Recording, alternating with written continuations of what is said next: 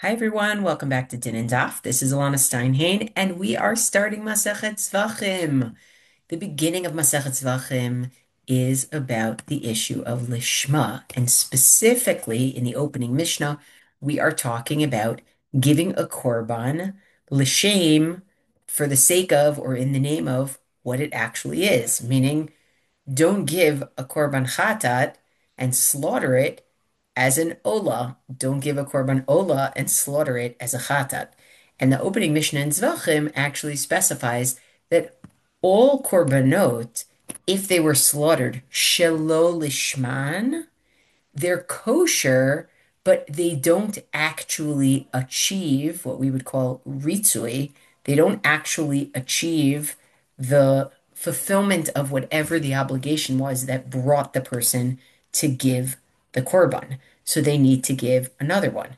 And when it comes to korban pesach or korban chatat, actually giving it that, actually slaughtering that shalol lishma invalidates it completely. I want to talk about this business of Shalol Lishma because I think that it opens a door for us to understand something about the world of korbanot in general. What is the problem with having a thought when shechting, when slaughtering the animal for a korban, of having the thought that it is for a different korban than it is? What is the problem? Is this something akin to our general conversation about mitzvot tzrichot kavana or mitzvot ein tzrichot kavana, that a commandment, in order to achieve it, you have to have the right intention? Or is this something completely different? And so, what I want to do is I want us to look at two basic pathways of how people explain the problem of doing slaughter of a korban shelo lishma. One way that it's explained is that it is a specific issue with korbanot in general, that there are certain machshavot, there are certain thoughts that end up causing a psul, causing an invalidation in the korban. For example, the thought of pigul. Pigul is when somebody thinks as they're preparing the korban, they're thinking that they're going to eat it outside of the time frame that they're allowed to eat it in. That thought itself is invalidating. So some people suggest that shalol lishma is very similar to that. It's a special din in korbanot where a certain machshava, a certain thought, ruins the korban. That's one track.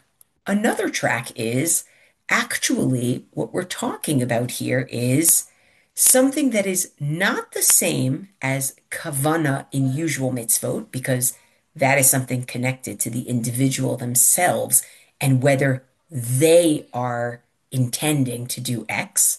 But actually, it's something where we need to be miya'ed, we need to designate the cheftza, the item, the object. We need to designate this as a korban ola. We need to designate this as a korban shlamim. It requires designation.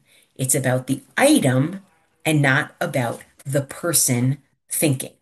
So let's dig deep on both of these and see what we can learn about korbanot more generally as a result. Okay, so let's share the screen. So our first track that we're going to go down is a suggestion that actually what we're dealing with here is the problem of a thought invalidation, which is a problem not only if you slaughter an animal shalol lishma, meaning you slaughter an animal not for the shame of the korban that it is. Now, again, if it was a korban chatat, it's so problematic that it invalidates it completely. If it was a different korban, but not a korban pesach, if it was a different korban, then it doesn't invalidate it completely, but it doesn't count for what you're bringing it for, and you'd need to bring something else. So it does invalidate it somewhat. So we have a pasuk in Vayikra Perek Zayin that is the pasuk about pigul, which I mentioned before, which is when a kohen who is preparing the the korban, who's doing the avoda of the korban, is having in mind to eat the meat at the wrong time. Okay, meaning later than they're supposed to.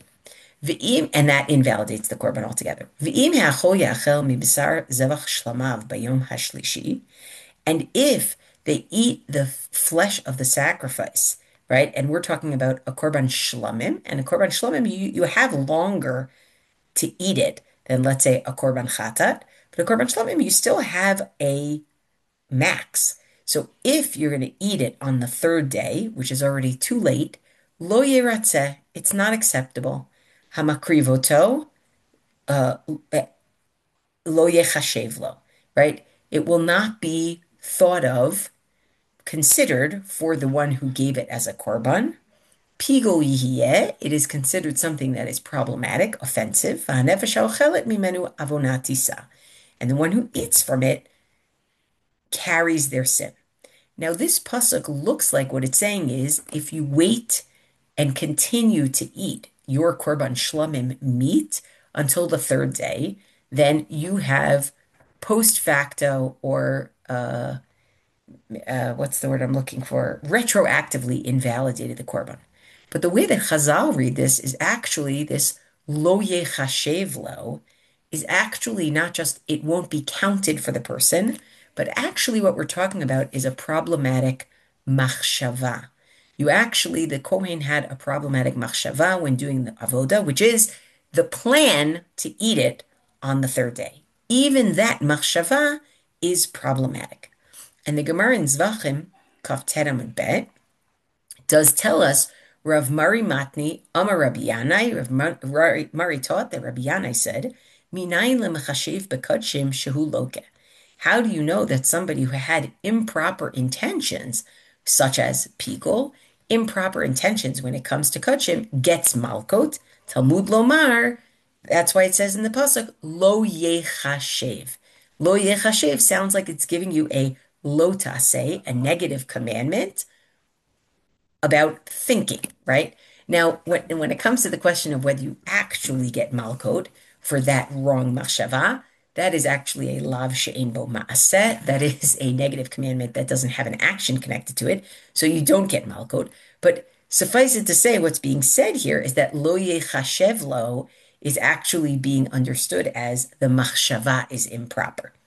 And the Rambam, when he talks about what machshavot are violations of lo yechashev, he says in Hilchot Psulei Hamukdashin, which get used to that because in Kachim we're going to be in there a lot.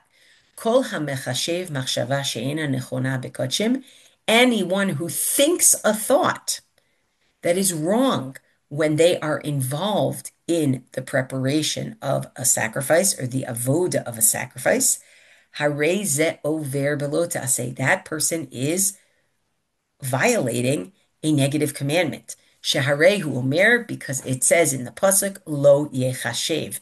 Not, it will not be construed for the person or considered for the person, but a person should not think this way. They should not intend this, right? And then the Rambam gives an explanation as to why. And by the way, he doesn't say what's included in mechashev machshava she'ena nechona, but we'll see that in a couple minutes where he does list it. But he also now explains what the problem is. Mipi hashmua lamdu, from tradition, we learn shebichlal din zeh, that within this law is shelo yafsid hakadshim b'machshava. You should not disqualify kadshim, korbanot, with your thoughts. Shaharei zedome lematil mum b'kadshim. It's similar to somebody who creates a blemish in a korban, meaning when you have a machshava as a kohen, I'm going to eat this after the time it's prescribed while you're doing the avoda, or you have the machshava of when you are slaughtering an animal, let's say you're slaughtering your Pesach, that it's l'shem something else. It's the same as if you would have gone ahead and created a physical blemish in the animal. That's the problem. And even so, you don't get malkut, you don't get lashes because there's no actual physical activity. Now, the Rambam here is telling you that machshava, thought, intention, could be as bad as creating a mum in kachim. Now, my question to you, and this is just in parentheses, is he really talking about any wrong machshava? I understand maybe if it's pigul, I'm going to eat it in the wrong time.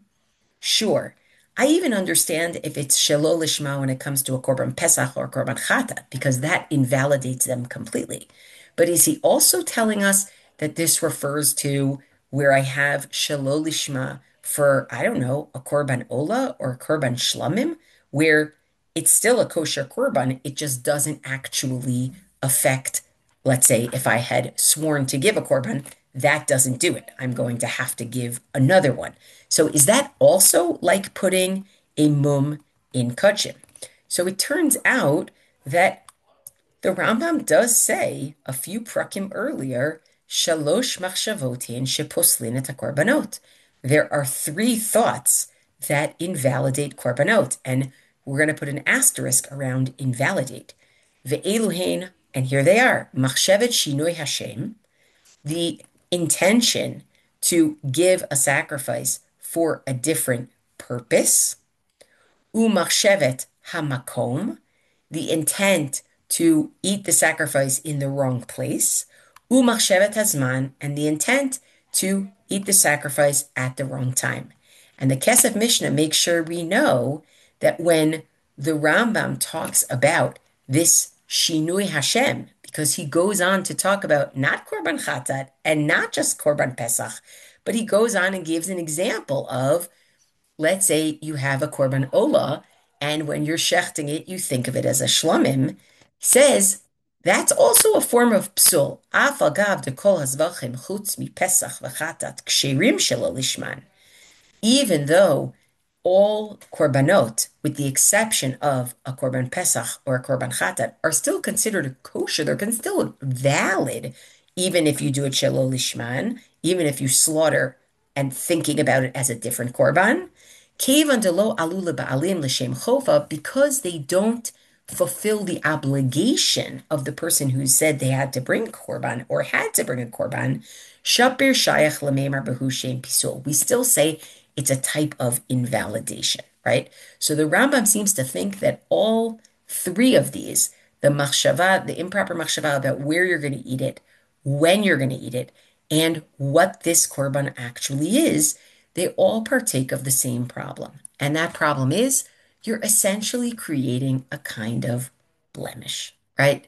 So that's an interesting approach to this whole thing. I think it's interesting, especially because he doesn't connect it to the idea of, well, you need the right kavana for mitzvot in general. That's not what he says. He says you're not allowed to make a mum, a blemish in kachim. And this is a type of machshava shelo lishma, is like making some sort of blemish in the object itself. So I want to just say that even this approach really focuses on the object itself in a very deep way, right? I also think what it tells us is we think of korbanot as a very physical activity, and it is a very physical activity, right? You have shchita, you have kabbalat hadam, right? Meaning you have all of these pieces to the process that are so physical. And what this whole conversation of lo yechashev lo adds is it's telling you it isn't just physical. In order for these animals, essentially, to be part of Avodat Hashem, they actually have to be, the whole process has to be thought of in the right way. And I think to me, that's sort of the greatness of what ritual means and does is there's a physical element and there's also a mental element, right? That's one track of thinking about the problem of Shelo Lishma. The other track of thinking about the problem of Shelo Lishma is actually that what we're talking about here is not you've created a mum in the animal in some way, metaphorically, but actually what you've done is you've missed out on the opportunity, or basically you've mislabeled the animal. And when you mislabel the animal, what you've missed an opportunity to do is to be miya'ed, to designate the animal. That animal needs to be designated. And so Rav Asher Weiss, contemporary posek, who always has interesting things online, and I included a link in case you want to see more. He always has interesting things online. Very achronish. He's going in and out, in and out, in and out, but it's definitely worthwhile to see, to familiarize yourself. He says something completely different. He says, Nir'eh pashut deshayni machshavet lishma biyisoda migeder kavana b'mitzvot. I want to make it clear, it seems clear to me, that the idea of lishma is fundamentally different than the idea of intention in mitzvot. De kavana b'mitzvot ala gavrahu, because intention in mitzvot is on the person. De eno yotzei yedei chovato ela im ken yechaven l'shem mitzvah. That at least according to the perspective that says mitzvot require kavana, you don't fulfill your mitzvah unless you have kavana for the mitzvah. Aval geder lishma, but the idea of slaughtering an animal, l'shem, what it's supposed to be, the korban that it's supposed to be, ena ala gavra ela ala chefza. It's not about the person, it's actually about the animal, the object itself. V'chol inyano yichud, and it's all about designation. Ta'achefetz hazeh tzarich sheyuchad l'shem inyan zeh, kedei sheyuchshar la'asot bo inyano. The object itself has to be designated properly so that it will be, what's the word I'm looking for? Not, so that it will be valid, I guess, but it's really more that it'll be prepared so, for the mitzvah to be done with it. And he's going to give an example not just from kachim. He says, im ze mitzvah, kigon b'tzitzit uv'matzah. He says, we have this in tzitzis, and we have this in matzah. Im ze chalot kemo beget. We have this in a situation where we're not talking about a mitzvah, but you're talking about whether something is affected, like a divorce document.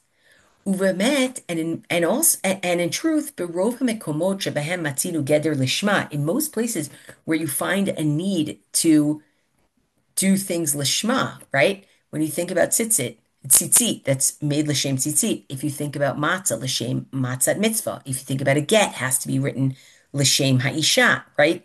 So most places where we find this lishma requirement, ein machshava zo nidreshet b'maaseh hamitzvah.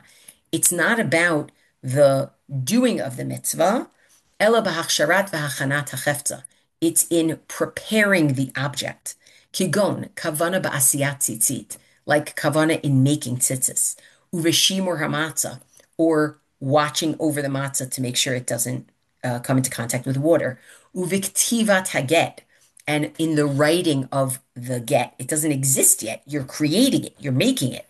Ubeibud haklav l'sefer Torah, or when you're preparing the, I can't remember how to say the word cloth in English, right? Scroll for a Torah. Dechol hani einam etzem maaseh mitzvah. Those are not actually the mitzvah. Those are not doing the mitzvah. That's not wearing tzitzit, right? That's not, eating matzah. That's not giving a get. That's not even writing the Sefer Torah, right? Ela kol inyan halishma nitzrechet b'achsharat hachefza le'inyana. The lishma is actually in preparing the object. Techafatzim eila tzrichim sheyochdu le'inyanim elu kidei sheyochsharu kemevuar. They need to be designated in order to be able to be used for mitzvot. Omnam, however, yesh geder lishma gam b'maaseh atzmo. There is also a concept of lishma in the doing itself. Kigon lishma b'mila. L'chad man de'amar b'avodah zarah kaf zayin amud bet. Like one opinion when it comes to doing the mitzvah of Brit Milah. V'ika man de'amar shetzarech lishma b'netinat haget b'gitin pevav amud bet. And there is an opinion that you have to have lishma when you're giving the get. Venira degam bekodshim gufa says even in kodshim, in the world of korbanot, yesh din lishma gam b'maseh hakrava. There actually is a lishma discussion, a requirement of lishma when you're doing the offering of the animal itself. Velo rak bechefza de korban, and not just in slaughtering the object at the beginning, right, to prepare it.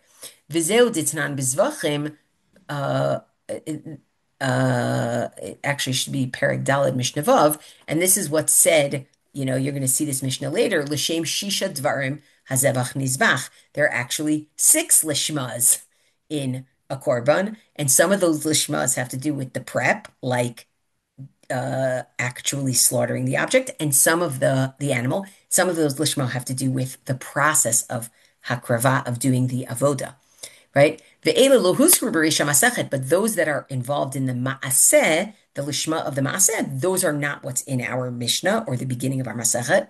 V'nira de shinui kodesh v'shinui ba'alim heim b'chefza de korban, because actually the two types of lishma that are mentioned at the beginning of this Masechet, one is shinui kodesh, meaning you're changing which korban it was supposed to be in terms of what you're thinking. And shinui balin, you're changing who it belongs to in your thinking. Those are in the chefza of the korban. Those are in the object of the korban itself. Kihem harei nogim le'etzem shem hakorban, l'shem mi karev, le'eze korban. Those have to do with how do we define this korban itself. Aval l'shem reach nichoach, but the other types of lishma, which you'll learn about later in that Mishnah, shaychi lemasa hakrava, those are talking about the performance of the offering. Ushnein dinim hem belishma dekachim, and those are two different tracks of law within lishma when it comes to korbanot.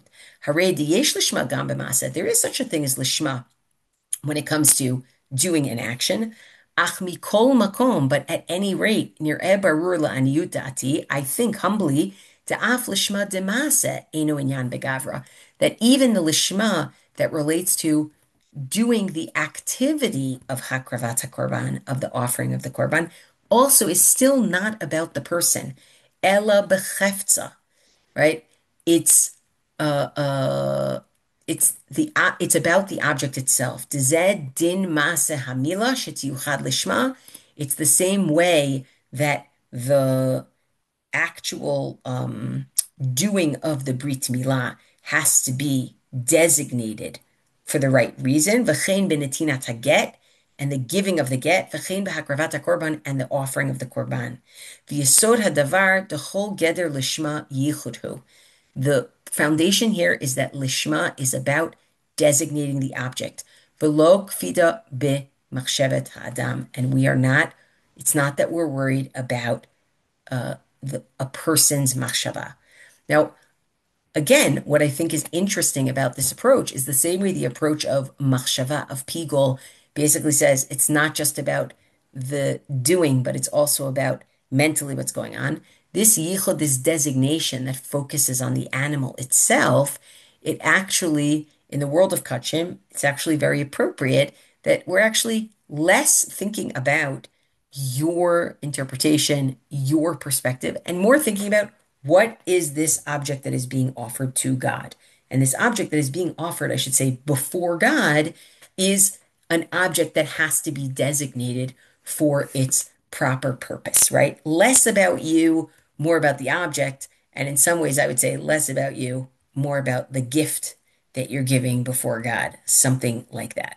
Now, it's interesting, he does give a few nafkaminas, a few consequences to the idea that lishma is about the object itself and is not about a person's thought process, unlike where we say in general, does a mitzvah require that you have kavana, where the focus is on you. And one of the nafkaminas that he gives is he gives an example, and I put it all in the source sheets, but he gives an example where anybody's allowed to write a get, says the Mishnah in Gittin on Kaf Bet Amud Bet. Anyone's allowed to write a get, right? And the Gemara says, well, not just anyone by themselves, as long as you have an adult standing with you to supervise, right? And the question is, if a get has to be written lishma, right? What difference does it make if the person who's writing it is too young to understand what that means? So what if there's an adult standing right there? How is it written lishma? And so basically, it seems, says Rabbi Weiss, that if lishma is actually about making sure that the object is designated and it's less about the person who is doing the designating, then the adult who's watching is the one who's designating it, even though it might be a kid who's writing that get, right? So that's an example. Another example is, can you have a situation, and this comes up in the Gemara in Menachot, can you have a situation where the all of the context, right?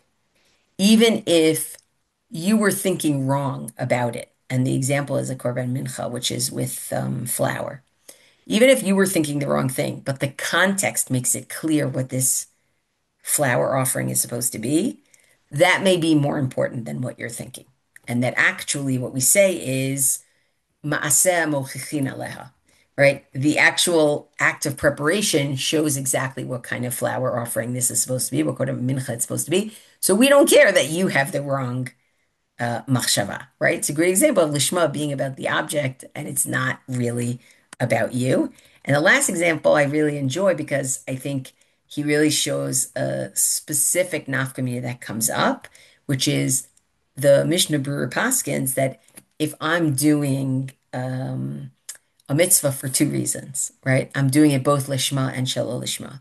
I'm doing lishma, you know, uh, I don't know, blowing shofar in order to do the mitzvah on Rosh Hashanah, but I'm also trying to teach kids how to blow shofar, right? I'm doing both at the same time. The fact that there's a lishma in there is good enough because we're talking about my machshava. So what if there's conflicting machshavot on the item? Is my machshava, and lishma is in there. On the other hand, he points to Tosfot in Menachot Membet Amud Bet that talks about that if you try to do both lishma and shelo lishma when you are tying tzitzit, that would actually be problematic.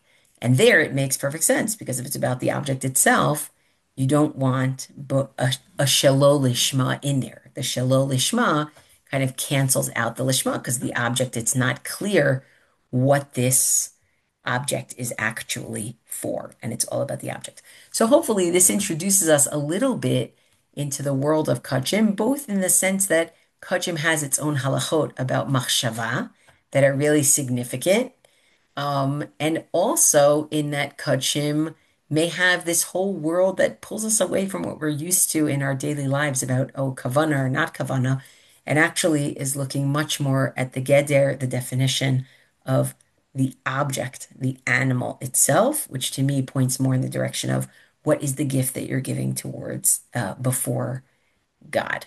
And that also focuses a little bit more on the physicality and also the resource allocation for this. So thanks for learning with me. Looking forward to next time.